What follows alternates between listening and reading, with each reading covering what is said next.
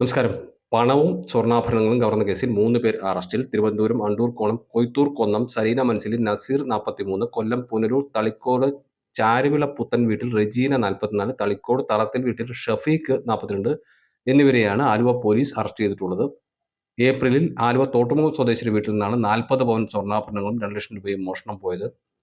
തുടർന്ന് ജില്ലാ പോലീസ് മേധാവി ഡോക്ടർ വൈഭവ് സക്സേനയുടെ മേൽനോട്ടത്തിൽ പ്രത്യേക സംഘം രൂപീകരിച്ച് അന്വേഷണം നടന്നുവരുന്നതിനിടെയാണ് പ്രതികൾ പിടിയിലാവുന്നത്. തോട്ടുമുഖം സ്വദേശി വീടിനോട് ചേർന്നുള്ള അച്ചാർ കമ്പനിയിലെ ജീവനക്കാരനാണ് നസീർ. ഗൾഫിലുണ്ടായിരുന്നപ്പോഴുള്ള പരിചയത്തിന്റെ പുറത്താണ് ഇയാൾക്ക് കമ്പനിയിൽ ജോലി നൽകിയിരുന്നത്. ഏപ്രിൽ 1-ാം തീയതി നോമ്പ് തുറയ്ക്കായി നസീറിനെ വീട്ടിലേക്ക് വിളിച്ചിരുന്നു. ഇതിനുശേഷമാണ് പണവും ആഭരണങ്ങളും കാണാതായത്. നസീർ മോഷ്ടിച്ച ആഭരണങ്ങൾ വിൽക്കാൻ സഹായിച്ചവരാണ് റജീനയും ഷഫീഖും. മോഷണ മുതലുകൾ ഉപയോഗിച്ച് ഇവർ ആഡംബര ജീവിതം നയിക്കുകയായിരുന്നു.